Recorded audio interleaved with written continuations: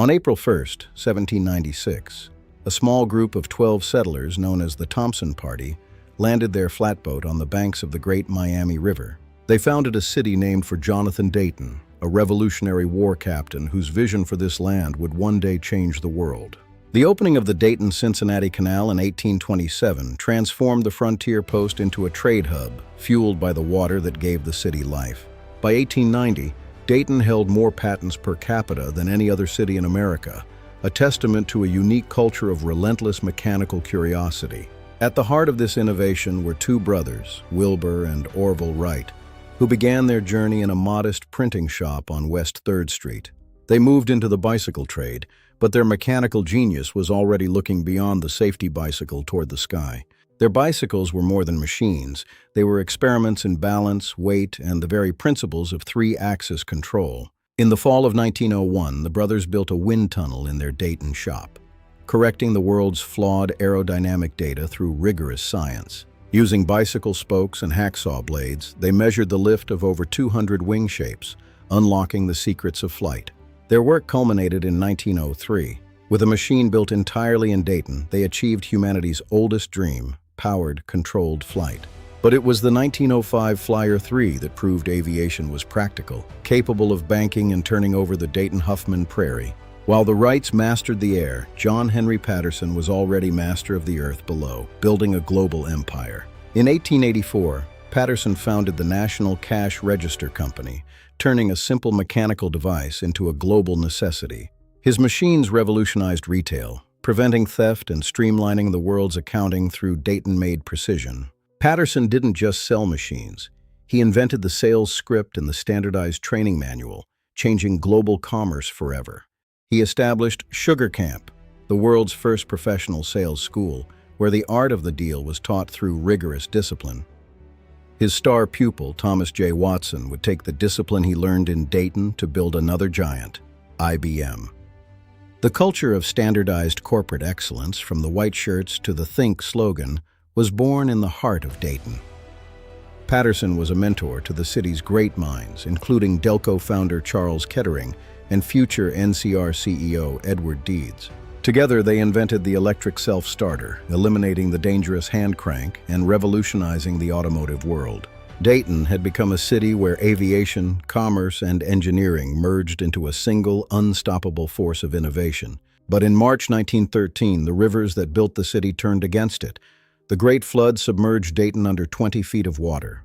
John Henry Patterson halted all production, turning NCR into a massive relief agency that saved thousands of lives.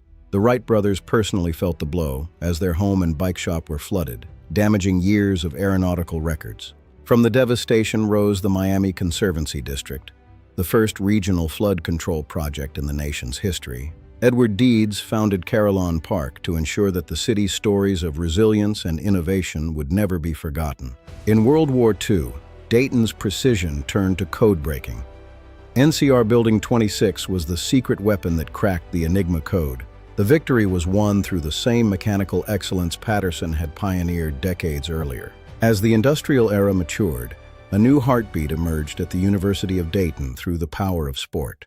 In the old fieldhouse, the Dayton Way, a culture of grit and community loyalty, began to define the Flyer spirit. In 1964, Don Donaher arrived, a man whose 437 wins would make him the winningest coach in program history.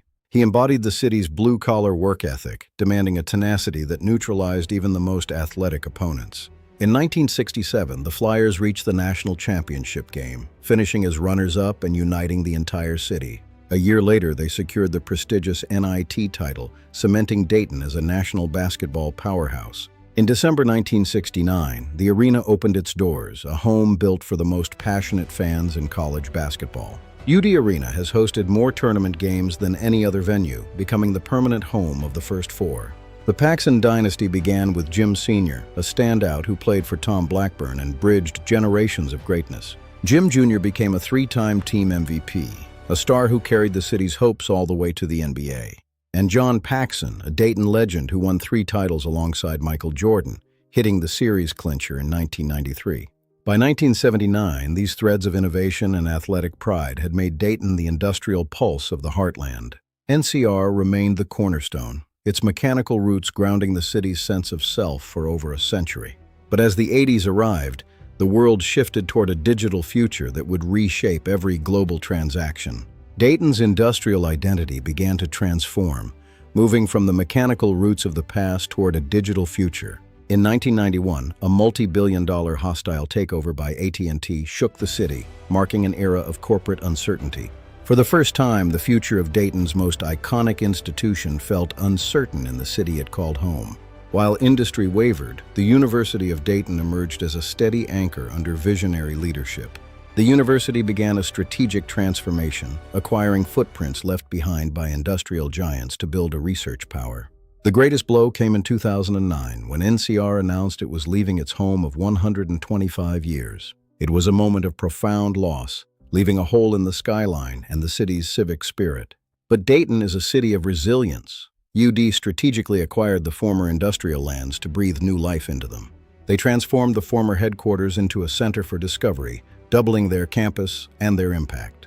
Today, the University of Dayton Research Institute leads the nation in materials science and aerospace innovation. Performing hundreds of millions in sponsored research, it has become the city's new engine of growth. From the Wright's bicycle shop to these labs, the pursuit of aviation innovation remains unbroken. The Eds and Meds economy has replaced the steel and steam of the past through a new entrepreneurial fire. With Wright-Patterson at its heart, Dayton remains a global force, ensuring that the birthplace of aviation still leads the way. It is a city that reinvented itself through the same spirit that first gave the world wings over a century ago. The story of Dayton is a journey of endurance, where every legacy is a thread in a single, resilient fabric.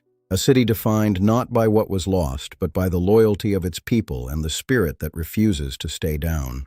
From its founding in 1796 to the horizon of tomorrow, Dayton looks forward with an intelligent and humble pride. The Gem City remains as vibrant and innovative as the day it was founded on these banks. Because in Dayton, innovation isn't just a part of history, it's the only way we know how to live. From 1796 to today, Dayton remains the heart of the American dream. Resilient, innovative, home.